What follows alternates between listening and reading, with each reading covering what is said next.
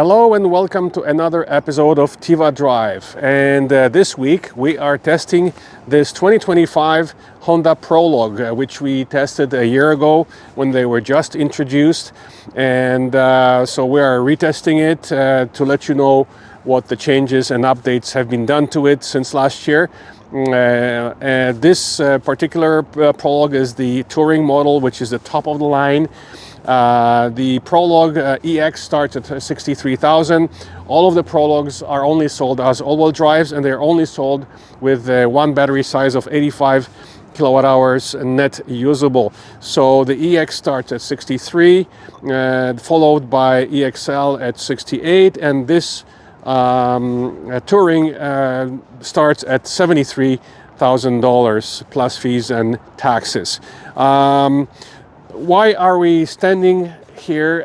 Why did we bring this Honda to a GM dealership? And why are we standing next to a Cadillac Optiq? Because basically underneath it's the same car. This Honda Prologue, the Cadillac Optiq, as well as Chevy Blazer is basically the same platform with minor differences, which we'll mention in a moment. The Cadillac Optiq starts at 68,000. And the Chevy Blazer starts at 60,000. So this Honda is actually priced in between, smack in the middle between the Blazer and the Optiq. So that just shows you that Optiq is actually quite a good deal.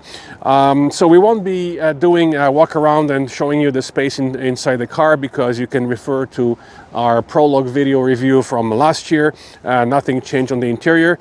So we're just gonna jump right in and take you for a ride and tell you about the results of our testing. And this is now late October, so it's like a late fall weather, rather low temperatures.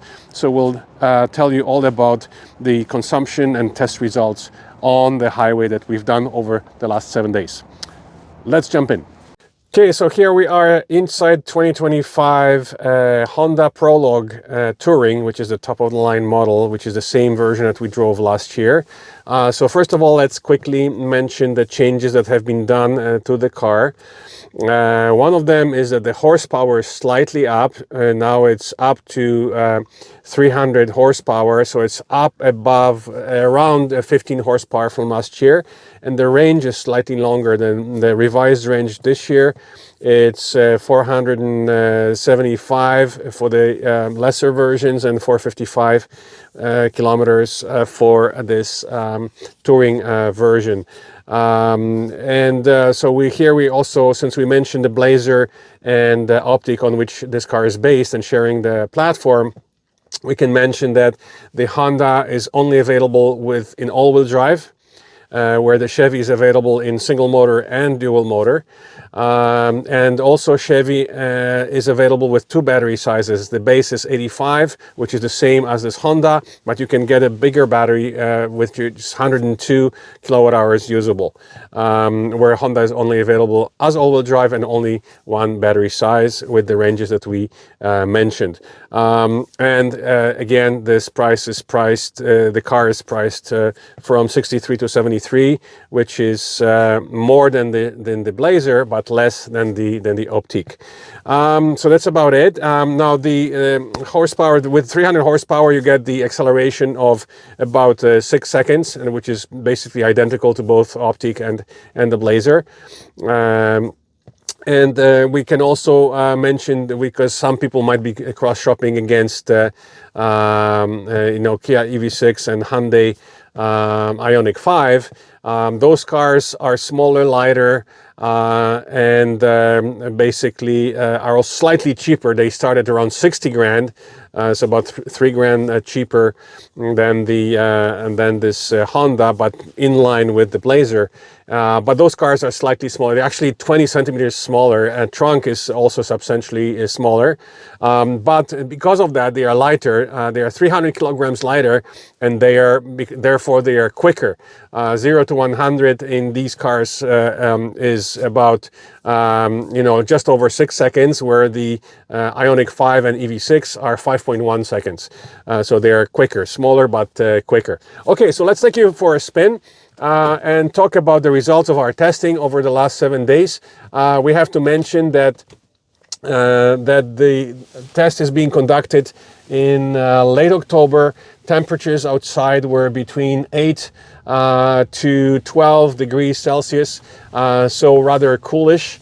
We were driving, one of the tests was done in heavy rain, the other was done in on a dry day. One test was done on without climate and one with. So let's talk about that. Again, this is kind of a GM thing where the consumption here, unfortunately, is expressed in kilometers per kilowatt hour. As you can see right now, it's showing 5 kilometers per kilowatt hour. So you can get your range by multiplying it by 85. On the Caddy that we just tested was easier because it was 102 kilowatt hours. So, excuse me, multiplying by 100 is much easier. So here the battery size is 85.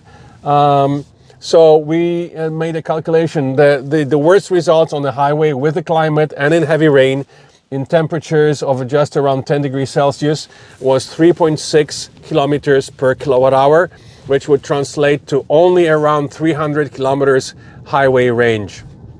Later on, we did the same test. The best result on the highway today without the climate was about 4.3 kilometers per kilowatt hour, which would translate to a range of about 365 kilometers on the highway. And that's without climate. And mind you, the weather is kind of coolish, but it's not nowhere near the winter weather yet. So we would love to perhaps redo the test one day when the when the weather is under winter conditions, when it's much colder. We expect that obviously the range would go down even further. The nice thing about the comparison with the Chevrolet and Cadillac is that this Honda is equipped with Android Auto and with Apple CarPlay, where the Chevy and Cadillac are not. Then again, the Honda does not offer Super Cruise, where both the Chevy and the Cadillac offer the Super Cruise hands-free driving system. So there's pros and cons to all of these cousins produced on the same platform, right? So it's kind of interesting. The other thing is, as you know, GM has been given access to Tesla superchargers quite a while ago, quite a few months ago. Honda, on the other hand, just got access 2 weeks ago. And so we were not able to test this Honda because Honda did not provide the adapter. However, we went to a Chevy dealership and we went to a Honda dealership in the same city asking about the availability and prices for the Tesla adapter. And guess what? Chevy charges $475 for the adapter, and Honda charges only $400. The only difference is Chevy had one in stock. We could have bought it yesterday. Honda, you have to order it, and it usually comes in 2-3 days back to the dealership. So we might actually end up investing in one of those. Of course, we'll go for the cheaper one. We'll check about other options online, which might be even cheaper. So that's about it. In the city, of course, the car was using between 5 to 6 kilometers per kilowatt hour, which would give you even as much as 515 kilometers range in a city, with or without climate, slightly less with climate, of course. So the rated range of 475 can only be attained in city driving. There's no way you're gonna get even close to that, driving in the on a highway, especially with the climate on.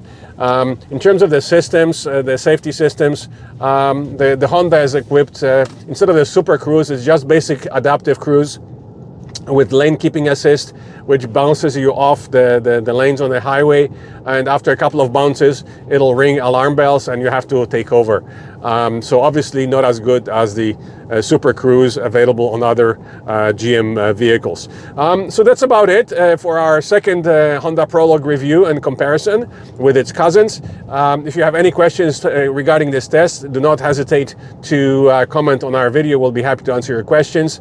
And as usual, don't forget to press the subscribe button on our channel to be informed when the next video will be available. We have lots more reviews coming for pure electric plug-in hybrid and even hybrid cars to our channel very soon. So thank you for watching, and thank you to our sponsor, Condos and Castles Realty Inc. You can find them at www.condosandcastles.com.